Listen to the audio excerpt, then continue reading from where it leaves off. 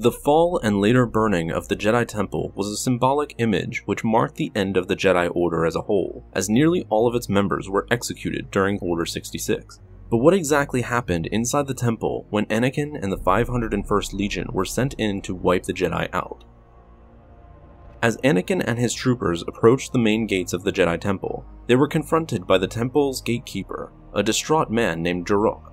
Having sensed that his fellow masters had been killed by Palpatine earlier, Jarok asked what had happened. Anakin ignored his question, instead demanding where Shaak Ti was, as she was the only Jedi that was still at the temple that posed any real threat to him. Jarok answered Anakin, telling him that she was at the meditation chambers. Getting the information he needed, Anakin then cut down the gatekeeper and moved on into the temple.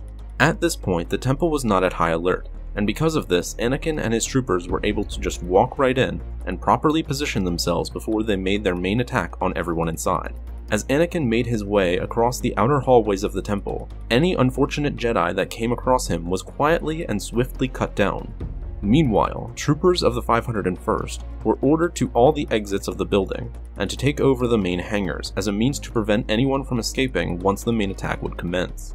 Anakin's first task was to take over the temple's communications center located within the Jedi archives, as a way to prevent an alert being sent out to the rest of the Jedi that the Republic had turned on them. When Anakin walked in, he was confronted by Jocasta Nu.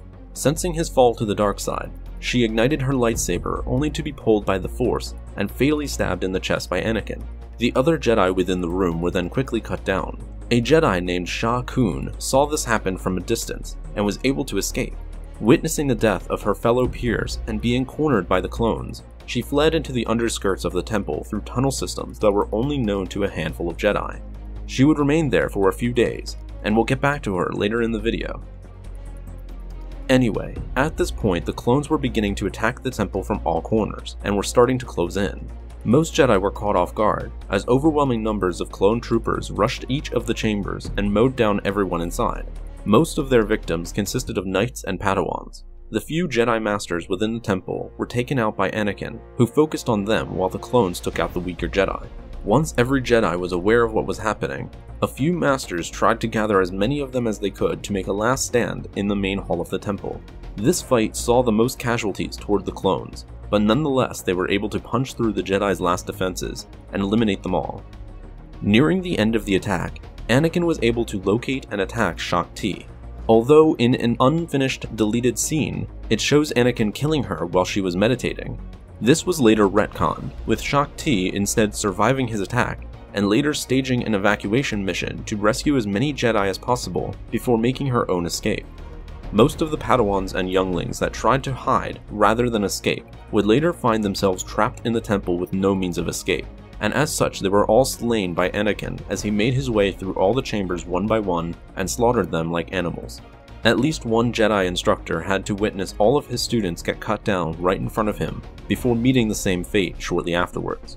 Of course, there was also an entire group of younglings who were mercilessly slain by Anakin as well, not knowing that he was in fact leading the very attack before it was too late.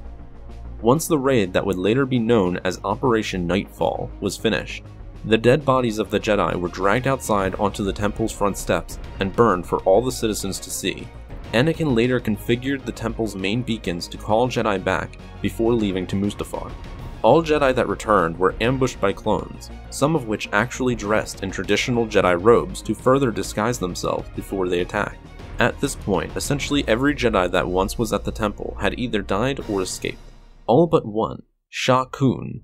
She had remained hidden in the secret underground tunnels of the temple, until one day she was able to directly contact Palpatine. Hoping to trick the Sith as a means to assassinate them both, Sha Kun played the part of a defeated Jedi who was eager to learn the ways of the dark side. She proclaimed that she wanted to become Palpatine's student, who initially dismissed her as he already had an apprentice. She responded with what if she killed him, to which Palpatine stated that if she were able to do that, then she could become his new student. Palpatine then sent his apprentice, who had recovered from his injuries from Mustafar, to go kill the lone Jedi within the ruined temple. Vader did just that, locating her within the underbelly of the temple, but before he could confront her, he was ambushed by mutated beasts that she controlled through the Force, before springing a trap that unleashed an electric net over him. While these traps hurt Vader, he was able to power through them both, and Sha Kun was forced to face him in a duel as a result. Although her agility allowed her to strike Vader once in the back, the Sith Lord's raw strength in the Force allowed him to ragdoll her across the ruins until he finally force-choked her and impaled her with his lightsaber. As she died, she experienced a Force vision that showed her the future of the Sith being eventually defeated and the new Jedi Order arising. Such a vision brought her peace in her mind before she finally succumbed to death.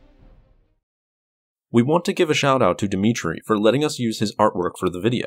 Be sure to check out his Facebook and DeviantArt pages, where he does take commissions to create artwork ranging from Star Wars to various video game franchises. Thanks for watching this video. Help support the channel by becoming a member on our Patreon page, and be sure to subscribe for more videos like this one. And as always, may the Force be with you.